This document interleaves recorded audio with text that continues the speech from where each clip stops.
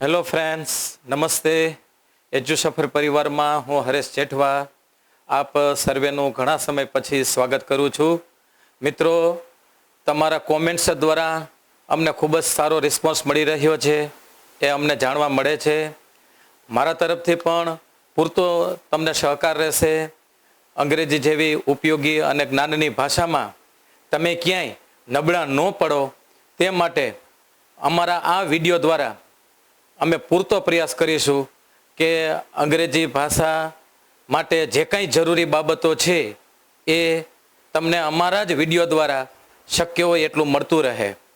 તો અમને એટલો વિશ્વાસ બેસી ગયો છે કે તમે ખૂબ જ સરસ રીતે અમારા વિડીયો છે એ સમજી રહ્યા છો, જોઈ રહ્યા છો. મિત્રો, 10 દિવસ પછી અમે આ ફરી પાછો વિડીયો શરૂ કરીએ છીએ. અમારા જે એક મિત્ર છે એમને પગે ફ્રેક્ચર થઈ ગયું હોવાથી અમે વચ્ચે થોડો બ્રેક આવી ગયો, તે માટે અમે દિલગીર છીએ. આપણે છેલ્લા વિડીયોની અંદર મેં તમને કાર્ડ વિશે માહિતી આપી. એમાં આપણે સૌથી પહેલો કાર્ડ સાદો વર્તમાન કાળ વિશે બહુ સરસ રીતે મેં તમને બધી માહિતી આપી છે. સાદા વર્તમાન કાળમાં કયા કયા ક્રિયાપદો વપરાય છે એ પણ એમ કે મેં તમને વ્યવસ્થિત બધું કહ્યું. ક્રિયાપદો છે સાદા વર્તમાન કાળમાં 12 કાળમાંથી સાદો વર્તમાન કાળ છે એ વાક્ય રચનાની દ્રષ્ટિએ બીજા કાળ કરતાં ખૂબ જ અઘરો છે, કારણ કે દરેક વાક્યની અંદર ક્રિયાપદના 2 રૂપ સાદા વર્તમાન કાળમાં આપણે યાદ રાખવાના હોય છે. એટલે એ મેં તમને બહુ સરસ રીતે માહિતી આપી છે, છતાં હું ઝડપથી એના વિશે 2 મિનિટમાં રિવિઝન કરી લઉં છું. સાદો વર્તમાન કાળ છે તો તેમાં હકાર વાક્યની અંદર ક્રિયાપદના 2 રૂપ વપરાય. એક તો એસ અને ઈએસ વાળું રૂપ વપરાય છે, એસ અને ઈએસ વાળું રૂપ વપરાય. અને બીજું એસ અને ઈએસ વગરનું રૂપ વપરાય છે હકાર વાક્યમાં, વગરનું રૂપ. દાખલા તરીકે અહીંયા આપણે ટુ રાઇટ આપ્યું છે, તો ટુ રાઇટ ઉપરથી સાદા વર્તમાન કાળમાં મારે હકાર વાક્યનું રૂપ બનાવવું હોય તો અહીંયા રાઇટ અને અહીંયા રાઇટ્સ આવી રીતના રૂપ આવશે. તો સાદા વર્તમાન કાળની અંદર વાક્ય રચનામાં આપણે બધામાં 2 રૂપ, હકારમાં, નકારમાં, પ્રશ્નાર્થમાં, WHમાં બધામાં 2 રૂપ યાદ રાખવાના છે. તો એ એક જો કાર્ડ તમે શીખી લ્યો તો બાકીના બધા જ કાર્ડ છે એ વાક્ય રચનાની દ્રષ્ટિએ ખૂબ જ સરળ છે. તો હકારની અંદર રાઇટ અને રાઇટ્સ, પછી એવી જ રીતે નકાર બનાવવું હોય તો do not write, do not write અને ડઝ નોટ રાઇટ આવશે, ડઝ નોટ રાઇટ આવશે. એ તમને વિડીયો દ્વારા પણ જાણવા મળી જ ગયું છે. પછી પ્રશ્નાર્થ રચનામાં વાક્યની શરૂઆતમાં આપણે ડુ અથવા ડઝ રાખવાનું, તેના પછી કર્તા રાખવાનું, તેના પછી મૂળ રૂપ ટુ વગરનું ક્રિયાપદ એટલે કે રાઇટ. તો આ રીતે હકાર, નકાર, પ્રશ્નાર્થ. પછી WH વાળી પ્રશ્નાર્થ રચના કોઈ હોય, વેર હોય, વેન હોય, વાય હોય તો આગળ એ WH શબ્દ મૂકી દેવાનો. વેર છે તો વેર, તેના પછી ડુ, ડસ, પછી કરતા. એક વખત તમે ડુ અને ડસ આગળ વાપર્યું તો પછી અહીંયા ફક્ત ટુ વગરનું મૂળ ક્રિયાપદ જ આવશે, ત્યાં પછી કોઈ એસ કે યસ લાગતો નથી. પછી હુ વાળી રચના છે તો એને આપણે સ્પેશિયલ કેસમાં શીખવાની છે.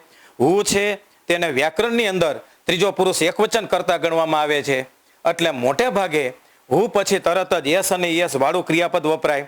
તો તરત જ અહીંયા આપણે આવી રીતના વાપરીશું હુ રાઇટ્સ, તો અહીંયા યસ અને યસ વાળું જ ક્રિયાપદ આવે છે. હુ પ્લેસ, હુ ગોઝ. તો આ રીતે એની વાક્ય રચના છે એ બીજા બધા કાળ કરતાં થોડીક અઘરી છે, તો એ તમે ખાસ યાદ રાખજો. સાદા વર્તમાન કાળમાં તમે ક્રિયાપદનું મૂળ રૂપ વાપરો ત્યારે એની સાથે એમિઝાર વપરાતું નથી. એમિઝાર છે એ એકલું જ વપરાય છે. તો દાખલા તરીકે આવી રીતના એમ કે ટુ બી છે, સાદા વર્તમાન કાળના ટુ બી ના રૂપ 3 છે. સાદા વર્તમાન કાળમાં ટુ બી ના રૂપ 3 એમ, ઇઝ અને આર. તો એમિઝાર જ્યારે વપરાય ત્યારે એસ કે ઈએસ વાળું ક્રિયાપદનું રૂપ તેની સાથે વપરાતું નથી. તો આપણે આટલું જ ખાલી વાપરી શકીએ, બોલી શકીએ આઈ એમ એ ટીચર. તો તમે જોઈ શકો છો મેં અહીંયા એમની સાથે એસ કે ઈએસ વાળું રૂપ વાપર્યું નથી. એટલે સાદા વર્તમાન કાળની અંદર ટુ બી ના રૂપ છે એ એકલા વપરાય છે, એ ક્રિયાપદની સાથે અહીંયા આવતા નથી. તમે એમ ન બોલી શકો he is writes, he is writes એવી રીતે બોલાતું નથી, એટલે કે અહીંયા ઇઝ નહીં આવે. તો ટુ બી ના રૂપ છે સાદા વર્તમાન કાળમાં યસ અને યસ વાળા ક્રિયાપદ સાથે વપરાતા નથી, એકલા જ વપરાય છે. અને વર્તમાન સમયની કોઈને કોઈ સ્થિતિ બતાવે છે. વર્તમાન સમયમાં વ્યક્તિ કે વસ્તુ શું છે એ ટુ બી ના રૂપ બતાવે છે. દાખલા તરીકે હું એમ કહી શકું કે હું એક શિક્ષક છું, તો આઈ એમ એ ટીચર. તો આપણે વર્તમાન સમયમાં શું છે એ બતાવે. એવી રીતે સાદા વર્તમાન કાળમાં ટુ હેવના બે રૂપો છે, એક હેવ અને હેસ. હેવ અને હેસ એ પણ એકલા જ વપરાય છે. હેવ અને હેસ સાથે એસ કે યસ ક્રિયાપદ આવતું નથી. તો આઈ હેવ એમ બોલી શકાય, પણ એમ ન બોલી શકો તમે આઈ હેવ ગો, એમ બોલાતું નથી. તો એટલું જ બોલાય છે. પેસિવ રચના છે, તો એ પેસિવ રચનાની અંદર એમ ઇઝ આર અને વત્તા V3 વપરાય છે, V3 ક્રિયાપદ. તો આ બધી માહિતી સાદા વર્તમાન કાળના ક્રિયાપદના રૂપો છે એની ખાસ તમે કાળજી લેજો, કારણ કે બીજા બધા જ કાળ કરતા આની વાક્ય રચના છે એ થોડીક બે ક્રિયાપદના રૂપ આવતી હોવાથી અઘરી છે. હવે મિત્રો, આ વિડીયોની અંદર આપણે કાંડ નંબર 2 થી શરૂ કરીએ છીએ.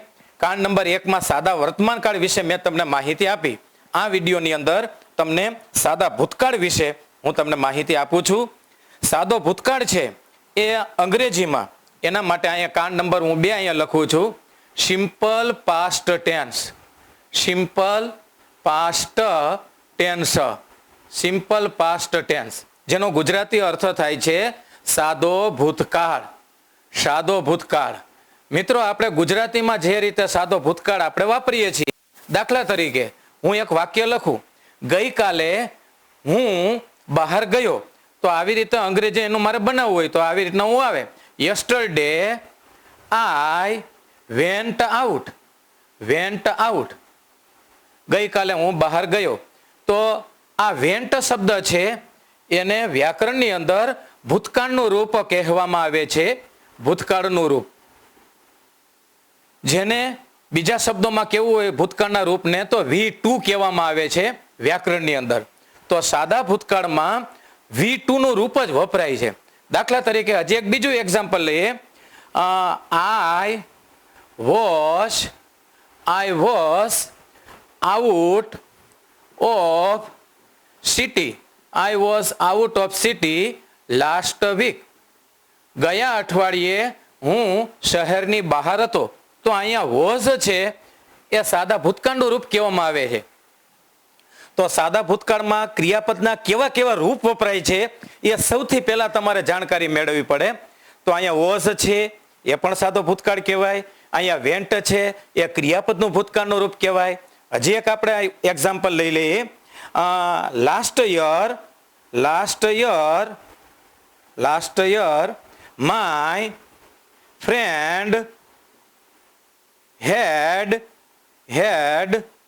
an old car. ગયા વર્ષે મારા મિત્ર પાસે એક જૂની ગાડી હતી.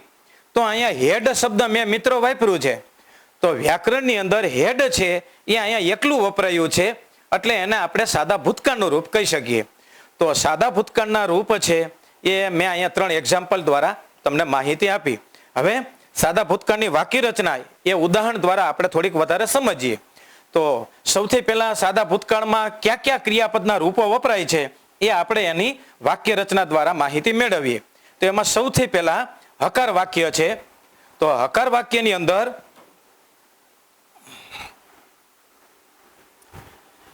અહીંયા આપણે નંબર 1 કરીને લખીએ હકાર વાક્ય. તો સાદો ભૂતકાળ મારે હકાર વાક્યમાં બનાવવો છે, તો સૌથી પહેલા અહીંયા કર્તા આપણે લેશું. કર્તા વત્તા V2. V2 એટલે કાઉન્સમાં એને કહેવાનું ભૂતકાળનું રૂપ. પછી ભૂતકાળનું રૂપ કેવી રીતે બને છે એ હું તમને આગળ માહિતી આપું, પણ અત્યારે અહીંયા એ યાદ રાખી લેવું કે સામાન્ય રીતે ડી અથવા ઈડી પ્રત્યય લગાડવાથી ભૂતકાળના મોટા ભાગના રૂપ બને છે. કેટલાક રૂપો અનિયમિત છે એ પણ હું તમને પછી માહિતી આપું, પણ અત્યારે આપણે અહીંયા એ યાદ રાખીશું કે કર્તા પછી V2, પછી કર્મ અથવા તો અન્ય શબ્દ. આ સાદા ભૂતકાળની હકાર વાક્ય રચના થઈ. દાખલા તરીકે હું એક વાક્ય એમ કે લખું, I visited the zoo yesterday. ગઈકાલે મેં પ્રાણી સંગ્રહાલયની મુલાકાત લીધી. તો આ વાક્ય છે એ ભૂતકાળમાં કહેવાય, આ વિઝિટેડ. બધા જ કર્તા સાથે મિત્રો તમારે સાદા ભૂતકાળનું એક જ રૂપ વપરાય છે અને તે છે V2. એટલે ક્રિયાપદ છે એના 4 રૂપ છે, એમાં આ બીજું રૂપ સાદા ભૂતકાળ સાથે વપરાય છે. તો બધા જ કર્તા સાથે ક્રિયાપદનું ભૂતકાળનું રૂપ જે ટૂંકમાં V2 તરીકે ઓળખાય છે. એટલે વાક્ય રચનાની દ્રષ્ટિએ આગળના કાળ કરતા આ એક સહેલો કાળ છે. બધા જ કર્તા સાથે ભૂતકાળનું રૂપ. દાખલા તરીકે આઈ વિઝિટેડ, પછી હું એમ કે ટુ રાઇટ ઉપરથી એમ કે લખી શકું અને બોલી શકું, આઈ રોટ માય હોમવર્ક. પછી આઈ એટ, હું જમ્યો. તો આ એટ છે, રોટ છે એ ભૂતકાળનું રૂપ છે. પછી આઈ સાથે વપરાય, વી સાથે. I visited, we visited, you visited, he visited, she visited, it visited, they visited, my friend visited અને બોયઝ વિઝિટેડ. એટલે બધા જ કર્તા સાથે સાદા ભૂતકાળમાં ક્રિયાપદનું બીજું રૂપ વપરાય છે. આ એની હકાર વાક્ય રચના થઈ. પછી નકાર વાક્ય રચનામાં નંબર 2 કરીને અહીંયા જુઓ, નકાર વાક્યની અંદર કરતા પછી ડીડ નોટ એમ કે વાપરા પછી અહીંયા V1 એટલે મૂળ ક્રિયાપદનું રૂપ વપરાય છે. મૂળ ક્રિયાપદ વત્તા કર્મ વત્તા અન્ય શબ્દ. તો સાદા ભૂતકાળની નકાર વાક્ય રચનામાં પણ એક જ સૂત્ર, હકારમાં પણ એક જ સૂત્ર. કરતા પછી અહીંયા ડીડ નોટ આવશે. એક વખત તમે ડીડ નોટ વાપરો પછી જે ભૂતકાળનું ક્રિયાપદ હોય એ ભૂતકાળનું ક્રિયાપદ મૂળ ક્રિયાપદમાં ફેરવાઈ જાય છે. દાખલા તરીકે આ જ વાક્યનું મારે નકાર બનાવવું છે તો હું આમ બનાવી શકું, I did not visit the zoo. I did not visit the zoo yesterday. ગઈકાલે મેં પ્રાણી સંગ્રહાલયની મુલાકાત ન લીધી. તમે જુઓ, મેં અહીંયા ડીડ નોટ વાપર્યું છે, પછી અહીંયા ડીઈડી છે, આ ઈડી છે એ ઈડીને મેં દૂર કરી દીધું છે, ફક્ત મૂળ ક્રિયાપદ આવ્યું. એ મૂળ ક્રિયાપદ વ્યાકરણની અંદર V1 તરીકે ઓળખાય છે. તો I did not visit, I did not write, I did not go. પછી આઈ ડીડ નોટ વેન્ટ બોલાતું નથી. I did not play, I did not played એમ બોલાતું નથી. એટલે કરતા પછી ડીડ નોટ પછી V1 એટલે કે મૂળ ક્રિયાપદ. હવે નંબર 3 કરીને પ્રશ્નાર્થ. સાદો ભૂતકાળ છે, તેનું મારે પ્રશ્નાર્થ બનાવવું હોય તો વાક્યની શરૂઆતમાં ડીડ આવશે, તેના પછી કરતા આવશે, તેના પછી અહીંયા V1 એટલે કે મૂળ ક્રિયાપદ આવશે,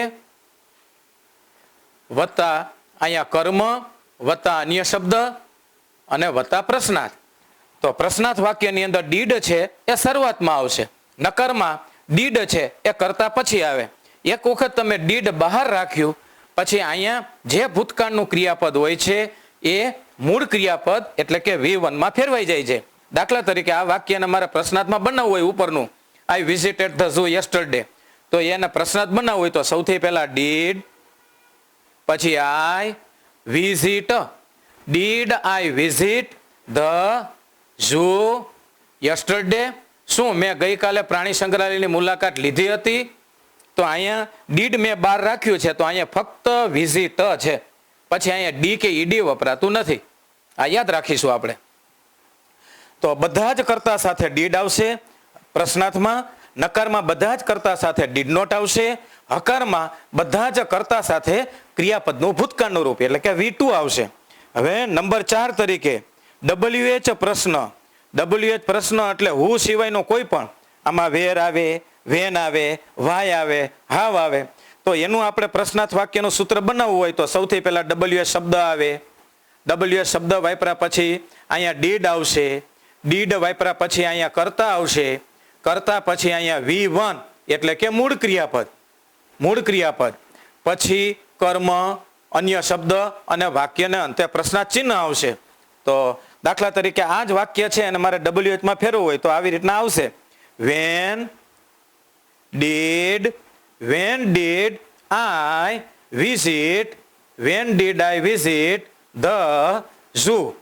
When did I visit the zoo? મેં પ્રાણી સંગ્રહાલયની મુલાકાત ક્યારે લીધી? તો અહીંયા વેન છે WH પ્રશ્ન કહેવાય. તો અહીંયા ડીડ મેં વાપર્યું છે. ડીડ પછી અહીંયા ક્રિયાપદનું મૂળ રૂપ જ આવે છે એટલે કે V1. પછી નંબર 5 તરીકે અહીંયા હુ વાળી પ્રશ્નાર્થ વાક્ય રચના. હુ પ્રશ્ન. તો હુ પ્રશ્નાર્થ વાક્ય રચના બીજા WH કરતા થોડીક અલગ પડે છે એટલે આપણે એને અહીંયા જુદા જેમ કે સૂત્ર સાથે આપણે મૂક્યું છે. હુ પછી હુ વત્તા સીધું V2 નું રૂપ વાપરવામાં આવે છે. પછી આમાં ડીડ વપરાતું નથી, આ યાદ રાખજો. એટલે હુ પ્લસ V2 એટલે ભૂતકાળનું રૂપ, ભૂતકાળનું રૂપ. પછી કર્મ એટલે કે અન્ય શબ્દ. પછી વાક્યના અંતે પ્રશ્નાર્થ ચિહ્ન. દાખલા તરીકે હુ visited the zoo yesterday. ગઈકાલે પ્રાણી સંગ્રહાલયની મુલાકાત કોણે લીધી? જો who broke the glass, who met the principal, who won the prize. તો અહીંયા visited શબ્દ છે એટલે હુ વાળી વાક્ય રચના છે એ બીજા WH કરતા જુદી પડે છે એટલે આપણે એને જુદા સૂત્ર રૂપે યાદ રાખવી પડે. તો હુ પછી તરત જ V2 નું રૂપ મૂકવામાં આવે છે. આપણે એટલું યાદ રાખીએ. પછી નંબર 6 તરીકે મિત્રો અહીંયા ટુ બી ફોર્મ, ટુ બી રૂપ. તો સાદા ભૂતકાળમાં ટુ બી ના રૂપ બે છે, વોઝ અને વેર. વોઝ અને વેર. એક વચન કરતા હોય તો તેની સાથે વોઝ આવે, બહુવચન કરતા હોય તો તેની સાથે વેર આવશે. દાખલા તરીકે આઈ સાથે વોઝ, પછી બહુવચન નામ છે તો વી સાથે વેર, પછી યુ સાથે વેર, યુ સાથે વેર, હી સાથે વોશ, શી સાથે વોશ, ઇટ સાથે વોશ. એક વચન નામ રવિ વોશ અને બહુવચન નામ હોય ચિલ્ડ્રન વેર. વોશ અને વેર છે એ સાદા ભૂતકાળના ટુ બી ના રૂપ છે. જ્યારે વોશ અને વેર છે એ ભૂતકાળના રૂપ સાથે વપરાતા નથી, એકલા વપરાય છે. એકલા વપરાય એ એકલા જ વપરાય છે. આપણે ખાસ ધ્યાન રાખીશું, એકલા વપરાય અને ત્યારે ભૂતકાળની સ્થિતિ બતાવે, ભૂતકાળની સ્થિતિ સૂચવે છે. તો જો ગઈકાલે હું બીમાર હતો, આઈ વોઝ સિક યસ્ટરડે. તો આઈ સાથે વોઝ, વોઝ સાથે પછી ડી વાળું રૂપ આપણને જોવા મળતું નથી. પછી ગઈકાલે અમે બહાર હતા, વી વેર આઉટ ઓફ સ્ટેશન યસ્ટરડે. તો વી સાથે વેર, તો વેર સાથે ડી અને ઈડી વાળું રૂપ વપરાતું નથી. તો છઠ્ઠા રૂપ તરીકે ટુ બી ફોર્મ. સાદા ભૂતકાળના ટુ બી ના રૂપ બે છે એ ખાસ યાદ રાખજો, વોઝ અને વેર. તો એ એકલા વપરાય છે અને ભૂતકાળના સમયમાં વ્યક્તિ કે વસ્તુ શું હતી તે સૂચવે છે. પછી નંબર 7 તરીકે સાદા ભૂતકાળની અંદર ટુ હેવ. તો ટુ હેવ છે એનો અર્થ થાય ની પાસે હોવું. તો સાદા ભૂતકાળમાં ટુ હેવ નું એક જ રૂપ છે અને તે છે હેડ. હેડ નો અર્થ થાય ની પાસે હતું. તો એ ભૂતકાળની માલિકી સૂચવે. ભૂતકાળમાં કોઈ વ્યક્તિ પાસે ભૂતકાળની માલિકી સૂચવે છે. માલિકી.